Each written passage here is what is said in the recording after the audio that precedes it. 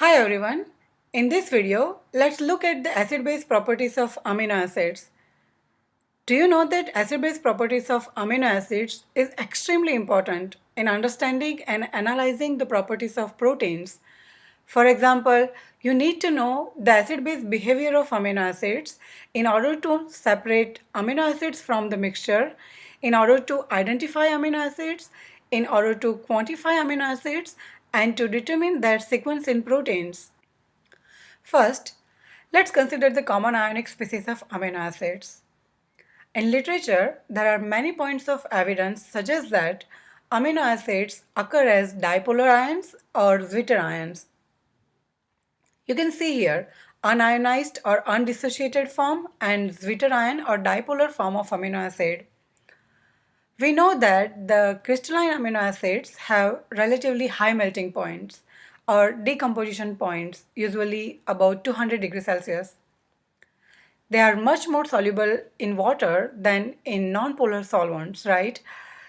These properties are expected if the lattice of amino acid molecules in the crystalline state is stabilized by electrostatic forces of attraction between oppositely charged groups, quite similar as the highly soluble crystal lattice of salt such as sodium chloride.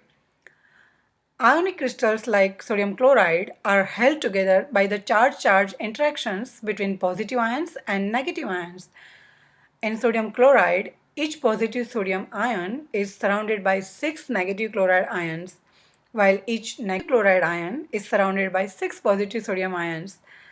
Now think this way, if amino acid crystallize in a non-ionic form, they would be stabilized by the much weaker van der Waals forces and would have low melting points.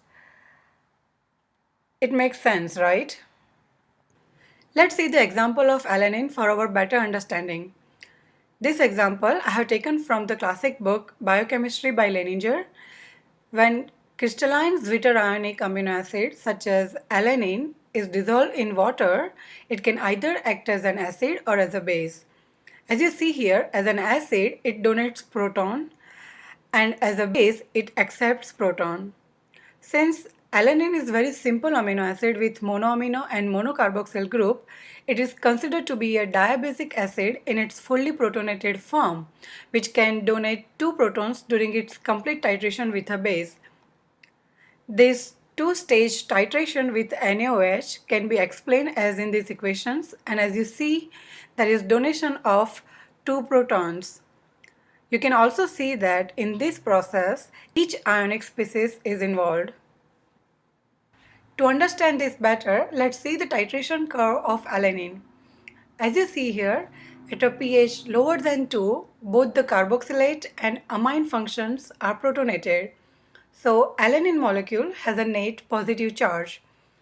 At a pH greater than 10, the amine which was protonated below pH 2 now exists as a neutral base and the carboxyl as its conjugate base. So alanine molecule has a net negative charge. At intermediate pH, the Zwitter ion concentration increases, and at certain pH, the negatively and positively charged molecular species are present in equal concentration. Hence, there is no electric charge on the molecule and it will not move in an electric field. This point is called as isoelectric pH, which is symbolized as Pi or PHI. In this case, isoelectric pH is pH 6.02. Let's talk about pK values. pK is a negative logarithmic scale of any rate constant. One of the most important examples of pK is pKa, the scale of relative acid strength. pKa is the negative log of the acid dissociation constant. When the pH of a solution is equal to the pK of the acid in solution, that means there is an equal concentration of the acid and its conjugate base.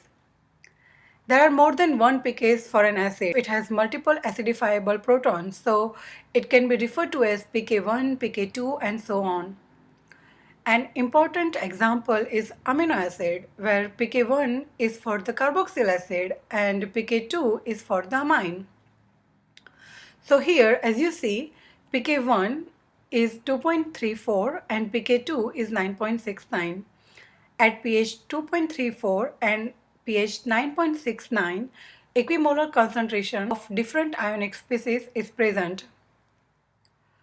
Do you know that we can calculate the ratios of ionic species of amino acid at any pH if we know the value for pK1 and pK2? If you notice the isoelectric point here, pH 6.02, which is the arithmetic mean of pK1 and pK2.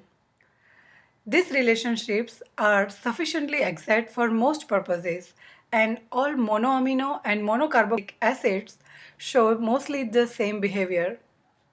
So the titration curves of simple amino acids display two inflection points, one due to the strong acidic carboxyl group where pKa ranges from 1.8 to 2.4, and the other for the less acidic ammonium function where pKa ranges from 8.8 to 9.7. But this is not true for proline. The pK of proline is 10.6, which shows the higher basicity of secondary amines present in proline. So now that is clear. You may ask what happens when amino acids have additional acidic or basic functions in their side chains instead of just the monoamino or monocarboxyl group. To understand this, let's see the pK values of some amino acids.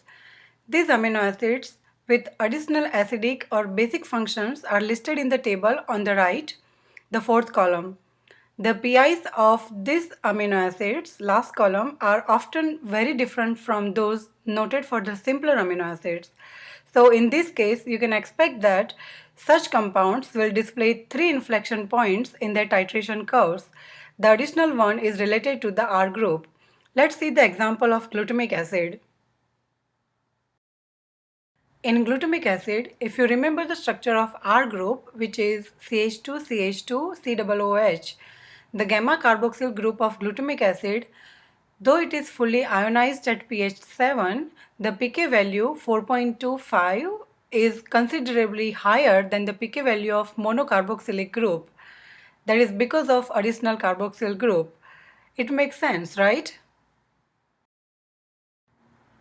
Let's see another example of lysine. In lysine, if you remember the structure of R group, which is CH2, CH2, CH2, CH2, NH2, it comes in the category of basic amino acid. The phrase is lethargy. For who don't know what I'm talking about, I recommend to watch my previous video, Amino Acids, Building Blocks of Proteins.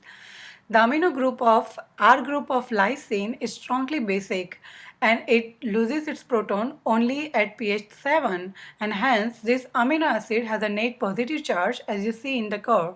The pKr is very basic.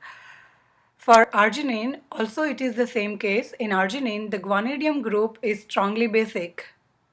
Let's look at the example of histidine, which is an exception. None of the monoamino monocarboxylic amino acid has significant buffering capacity at the physiological pH zone between pH 6 and 8. They do show buffering capacity in the zones near their pK values, that means between pH 1.3 to 3.3 and between pH 8.6 to 10.6. The only amino acid with significant buffering capacity at pH 6 to 8 is histidine.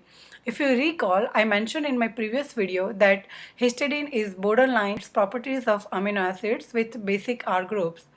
At pH 6, somewhat over 50% of histidine molecules possess a protonated positively charged R group, but at pH 7, less than 10% have a positive charge. It is the only amino acid whose R group has pK near 7. I hope this video helped you to understand acid-base properties of amino acids, their pK values, and isoelectric points. If you have any question or suggestion, feel free to leave a comment and stay tuned for my next video. I will be releasing more videos to understand the fundamentals of proteomics. Thank you for watching.